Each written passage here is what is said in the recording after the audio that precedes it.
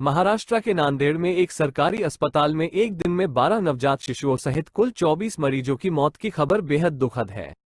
इस बात पर ध्यान देना जरूरी है कि इन मौतों में से 12 नवजात शिशुओं की मौत दवाओं और मेडिकल हेल्प की कमी के कारण हुई है।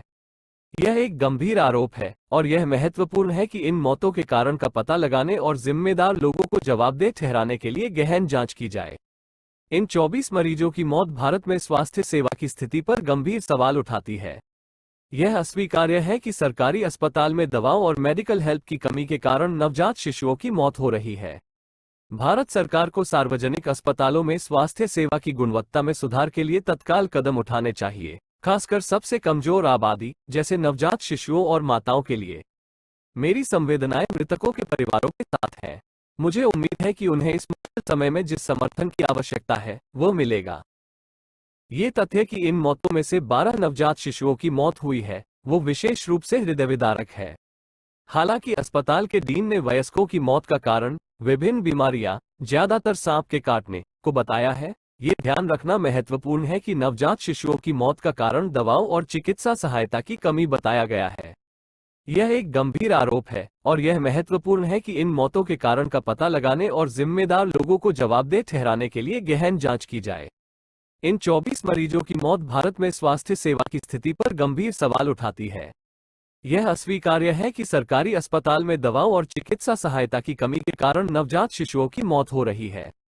भारत सरकार को सार्वजनिक अस्पतालों में स्वास्थ्य सेवा की गुणवत्ता में सुधार के लिए तत्काल कदम उठाने चाहिए, खासकर सबसे कमजोर आबादी जैसे नवजात शिशुओं और माताओं के लिए।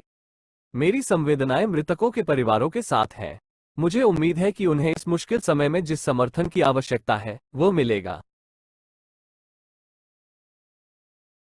आमचे डॉक्टर शंकरराव चव्हाण शासकीय वैद्यकीय महाविद्यालय व रुग्णालय हे टर्शरी लेव्हलचे केअर सेंटर आहे। येथील पेशंट पण येतात। तर 70 ते 80 किलोमीटरच्या परिसरामध्ये असं हॉस्पिटल कुठे उपलब्ध नसल्यामुळे सर्व पेरिफेरीचे अत्यवस्थ आणि गंभीर अवस्थेतील रुग्ण हे आमच्याकडे भरती होतात। म्हणून कालच्या 24 तासामध्ये लहान मुलांमध्ये 6 पुरुष जातीचे बाळ आणि 6 स्त्री जातीचे बाळ असे 12 म्हणजे रुग्णांचा डेथ झालेला आहे।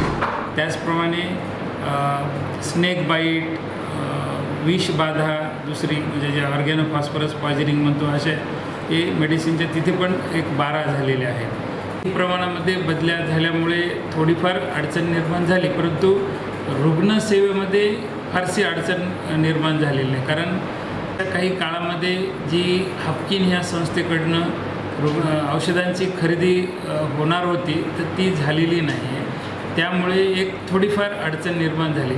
आपले जे काही सँक्शन बजेट आहेत त्याच्यामधनं रुग्णसंख्या जास्त प्रमाणात वाढल्यामुळे हे बजेट पण थोडंफार कमी पडतं आणि मग अशा वेळेस आपण अत्यवस्थ रुग्णांना किंवा गरजू रुग्णांना औषधामुळे मृत्यू येईल असं कधी घडू देत नाही। त्यांना स्थानिक स्तरावर खरेदी करून आणि आवश्यकतेप्रमाणे आपण खरेदी करून देतो। आता कधी एखाद्या वेळेस रुग्णसंख्या वाढल्यामुळे काही किरकोळ औषधांचे की जिथे आजार पण किरकोळ आहे अशाची कमतरता नाकारू शकत नाही, होऊ शकते, परंतु बजेटच्या उपलब्धतेप्रमाणे। शिवसेना ठाकरे गटाच्या नेत्या सुषमा अंधारे यांनी काय म्हटलंय पाहूया। नांदेडच्या शासकीय रुग्णालयामध्ये गेल्या 24 तासामध्ये 24 रुग्णांचा मृत्यू होणं हा धक्कादायक प्रकार आहे। काही दिवसापूर्वी ठाण्यामध्ये अशाच पद्धतीने छत्रपती शिवाजी महाराज रुग्णालयामध्ये 18 रुग्णांचा मृत्यू झाला होता। आता ही पुन्हा नवे केस येत आहे।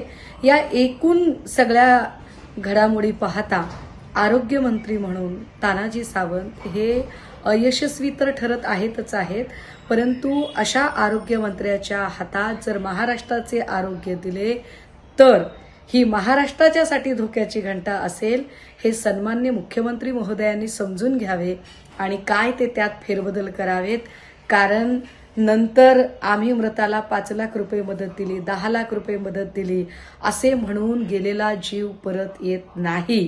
कृपया या घटनेचे गांभीर्य माननीय मुख्यमंत्र्यांनी ओळखावे।